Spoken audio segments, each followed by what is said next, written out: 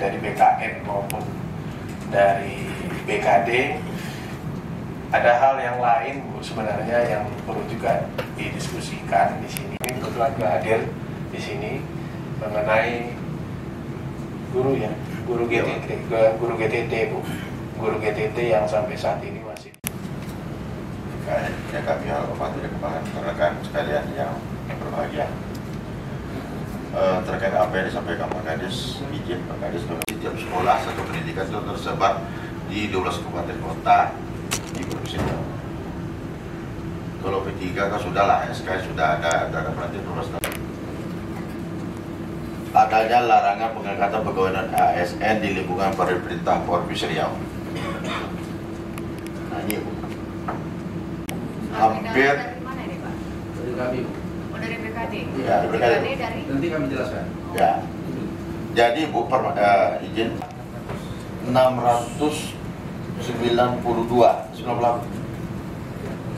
maaf, hampir 700 SK mereka ini. Karena ada semacam keputusan dan larangan ini, tentu kami berusaha untuk mengadakan pendekatan oleh pihak sekolah. Tinggal kami diberi keputusan, diiyakan, berarti tersejumlah guru-guru ini semuanya. Demikian Pak, terima kasih. Lagi terpanggil jiwanya Pak Nadis ini tentang guru yang belum jelas secara administratif. Tapi saya, Ibu setuju nggak? Setiap kegiatan harus ada ujung. Tanggalnya kapan? Pak Kadis ini selalu nanti pokoknya habis Lebaran Bu. Nah, pertengahan ini, ini yang kami harus jelaskan. Jadi kami minta tolong Kadis. Tentu juga kita harus ada kejelasan. Di persisnya tanggal berapa pengumuman relokasi ini bisa dieksekusi sebelum kita diumumkan hal yang bisa mereka dapat dan mereka terima dari SK penempatan mereka Bu. Mungkin itu tambahan dari saya.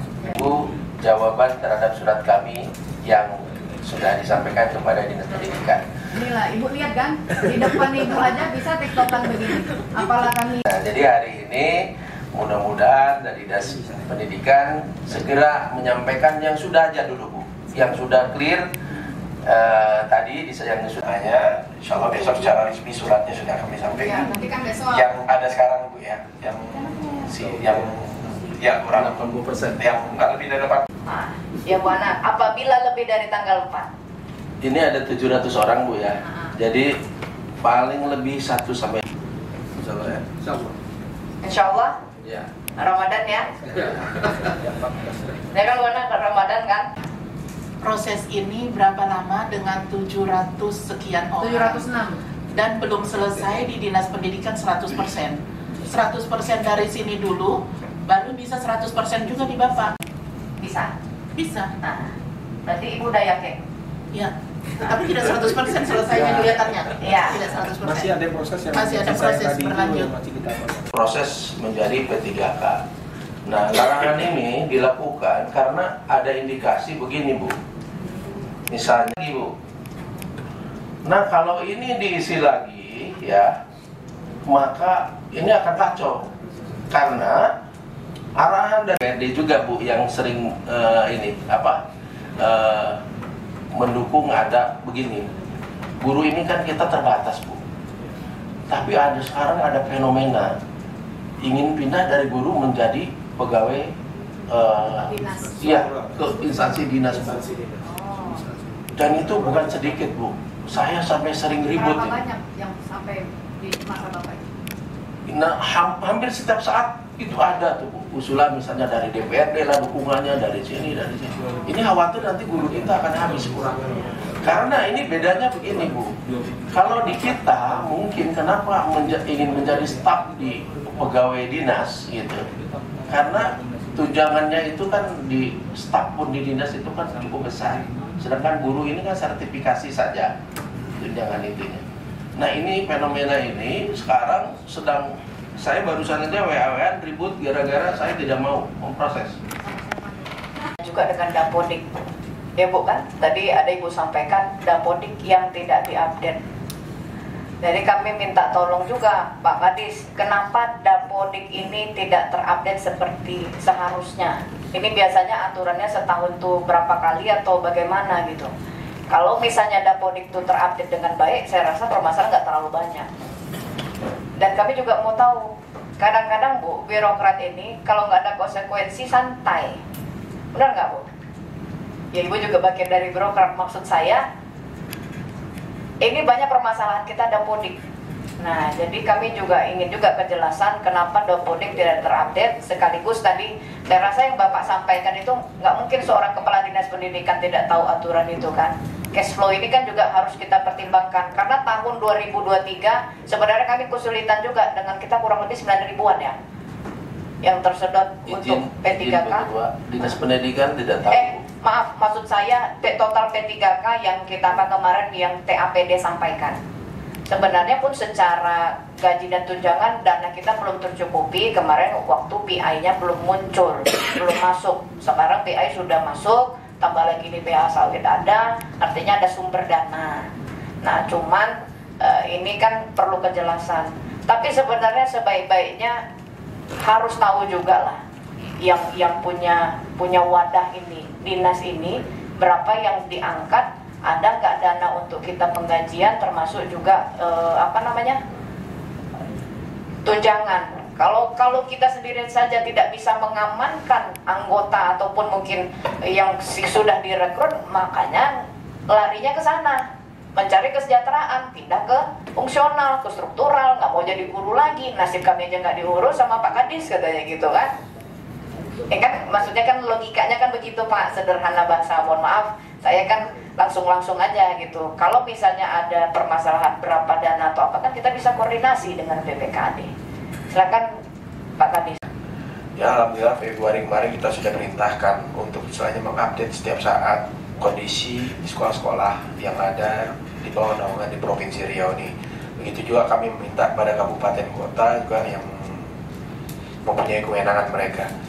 Karena memang beberapa kali kami berkoordinasi dengan kementerian, jawaban mereka juga hal yang sama dengan demikian keadaan yang ada di Provinsi Riau.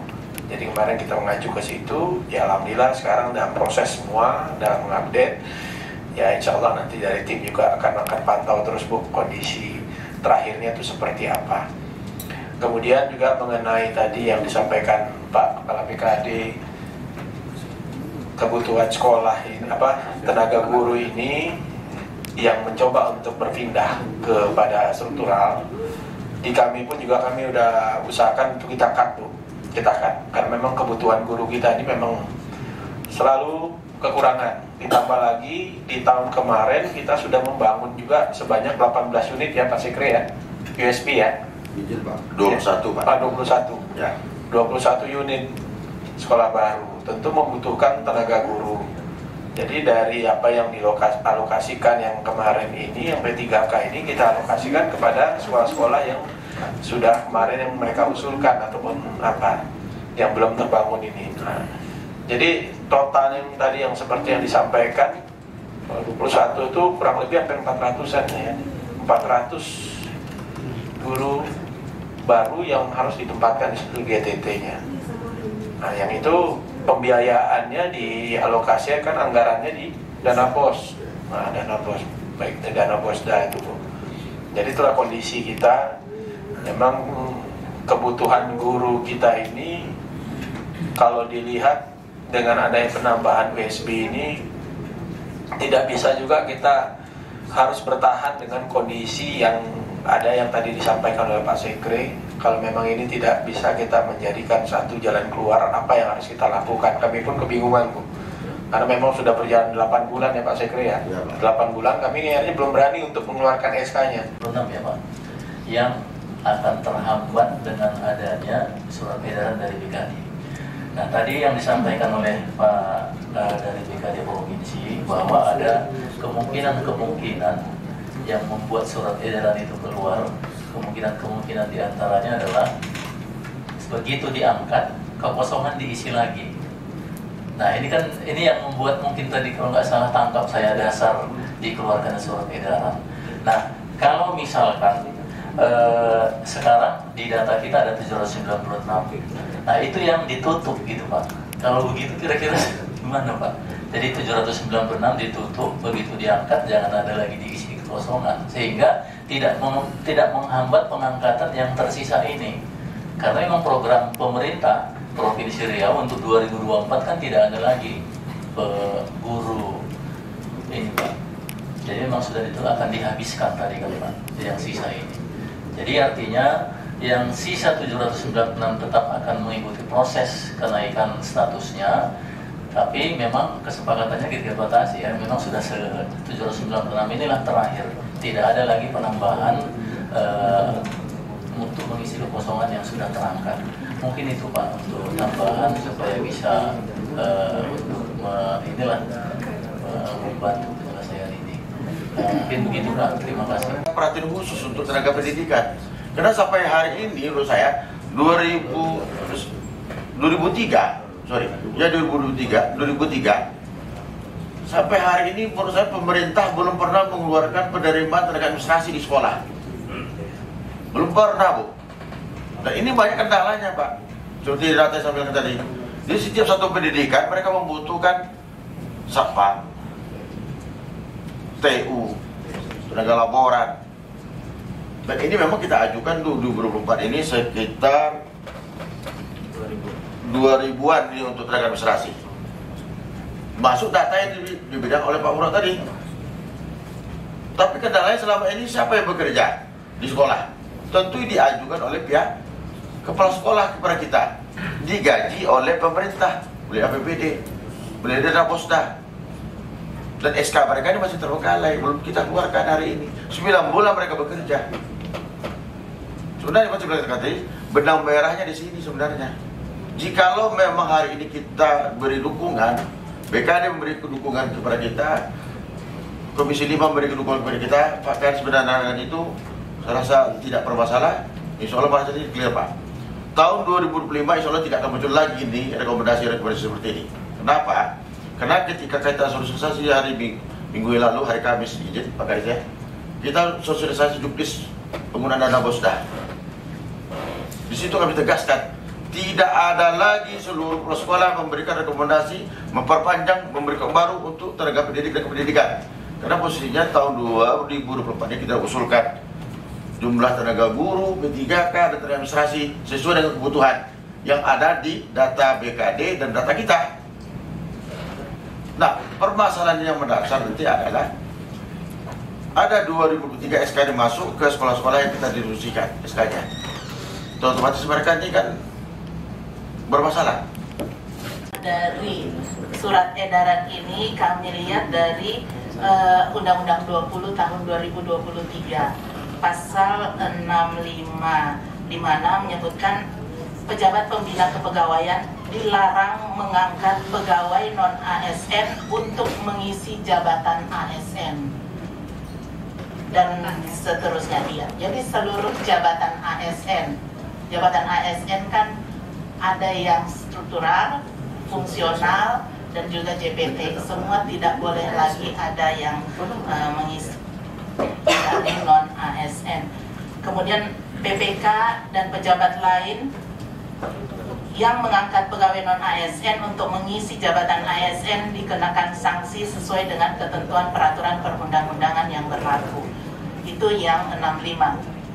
Kemudian kalau yang 66, pasal 66-nya ini menyatakan pegawai non-ASN atau nama lainnya wajib diselesaikan penataannya paling lambat Desember 2024. Dan sejak undang-undang ini mulai berlaku, instansi pemerintah dilarang mengangkat pegawai non-ASN atau nama lainnya selain pegawai ASN. Ini sejak keluarnya Undang-Undang 20 tahun 2023 yang diundangkan tanggal 31 Oktober 2023. Tetapi jauh sebelumnya, itu sebenarnya sejak 2005 sudah ada larangan. Kemudian dipertegas lagi pada saat keluar Peraturan Pemerintah Nomor 49 Tahun 2018 tentang manajemen P3K. Di situ sudah tidak boleh mengangkat tenaga honorer. Sehingga pada saat dilakukan pendataan tenaga honorer untuk diselesaikan, maka ada batasnya Jangan sampai nanti sudah mulai bekerja. Karena kenapa? Cerita relokasi ini jangan lupa juga, relokasi ini kan akibat pertama Dapodik yang tidak terupdate. Terus yang kedua relokasi kenapa? Penempatan kita kurang memberdayakan orang lokal. Makanya pindah ke sana, pindah ke sini, akhirnya yang kita udah siapin gaji pun pasti kurang karena 2 dapur dan terlalu jauh. Karena Riau ini cukup luas, Bu. Beda, kadang-kadang harus pakai kapal, jalannya jelek, segala macam lah, fasilitas belum lengkap. Ada hal-hal itu juga yang menjadi pertimbangan. Sebelum ke Pak Kadis, silakan dari mana? Silakan dia Pedro. Guru pendidikan agama Islam. Nah, sementara di data kita butuh sebenarnya guru geografi, PPKN, sosiologi, BK gitu. Nah, kita di SMK ini berbagi saja. Kalau saatnya mungkin di sini ada BKN, BKD. Di SMK kita juga di Direktorat SMK itu ada kebijakan namanya diklat alih fungsi namanya. Jadi kita kekurangan guru produktif, kemudian guru fisika gitu ya, didiklat selama setahun itu kita jadikan dia guru listrik atau guru yang relevan dengan itu. Nah ini juga saya pikir bisa, apakah ini karena ada BKN di sini bisa namanya diklat alih fungsi, sehingga kita sebenarnya gini, mungkin dari sisi kuantitas kita tidak terlalu banyak kurang guru sebenarnya, tapi persoalan ada menumpuk di satu mapel tertentu, sementara kita butuh mapel yang lain gitu. Kemudian dalam hal persoalan P3K ini benar tadi Bu Ketua sampaikan bahwa persoalan penerimaan dari awal itu kurang. Kalau kita dulu penerimaan CPNS lah sebelum P3K ini kan BKD sebagai leading sektornya. Seharusnya kalau seandainya ada kebijakan dari pusat itu dalam hal penempatan kita juga memang tidak bisa 100% percaya dengan sistem yang ada saja. Kita harus ada sentuhan dari lokal gitu ya. Karena kebutuhan drill di lapangan itu adalah yang tahu ini. Jadi menurut saya yang paling penting ini yang 1272 ini kan termasuk banyak ini. Bisa kita berdayakan di mapel-mapel yang lain. Jadi mungkin karena ada perwakilan pemerintah pusat BKN di sini, mungkin ini bisa jadi jadi fungsionalnya nanti diakui di mapel yang ini gitu loh, di mapel yang baru, namanya alih fungsi namanya. Jadi kita untuk kekurangan guru produktif kita, kebijakannya seperti itu yang kita buat. Terima kasih. Berangkat dari data yang disampaikan oleh Ibu Bakandek tadi, ada sekitar 13.000 waktu itu data kita kirim ke BKN, 13.178. 8.000 lebih kurang diantara itu adalah guru. 13.000. Ya, 8.000 guru, dan itu berproses. Artinya kita mengcapture kondisi pada saat itu sekitar kebutuhan, memang dengan asumsi guru sekolah-sekolah yang baru kan memang belum ada. Kita capture kondisinya lebih kurang kebutuhan guru di sekolah yang tersebar di 12 kabupaten kota itu lebih kurang sekitar 8.000. Itu yang berproses. Di tahun 2020 kita sudah memulai di tahun 2019. Yang terbesar itu di tahun 2022 yang lalu ada sekitar 5.800 SK yang kita serahkan. Dan di tahun ini kita sedang berproses di BKN sekitar 2.500. Jadi secara akumulasi jumlah yang sudah kita usulkan, sudah kita proses untuk jadi P3K itu. Dan kami yakin di 2.500 itu akan terpenuhi semua. Artinya akan ada lebih kurang 8.456 guru yang ini akan kita sebar di 12 kabupaten kota. Itu belum PNS. Artinya secara akumulasi PNS dan P3K itu kami rasa jumlahnya sudah hampir 14.000. Jadi cukup banyak. Kalau hari ini sekolah kita mungkin lebih kurang di angka 470 atau 480. Kalau kami dengan keterbatasan data yang ada di sekolah, kami memperkirakan 2.500 yang akan kita angkat, plus nanti yang kita tata di 2024 ini ada sekitar 1.114 guru lagi. Kami rasa ini cukup untuk bisa mengisi tempat-tempat unit sekolah baru tadi. 1.400 ini posisinya 1.114 yang kita usulkan menjadi yang akan kita tata di 2024 ini. Pak Kadis tahu jumlahnya kan? Tentunya nanti kami mohon kita tidak mungkin berpanjang-panjang karena ini masih ada lagi pembahasan berikutnya, Bu. Kami ada tentang PPDB dan ada juga nanti tentang Cambridge yang harus kami tuntaskan. Kami apresiasi Ibu hadir di sini beserta jajarannya.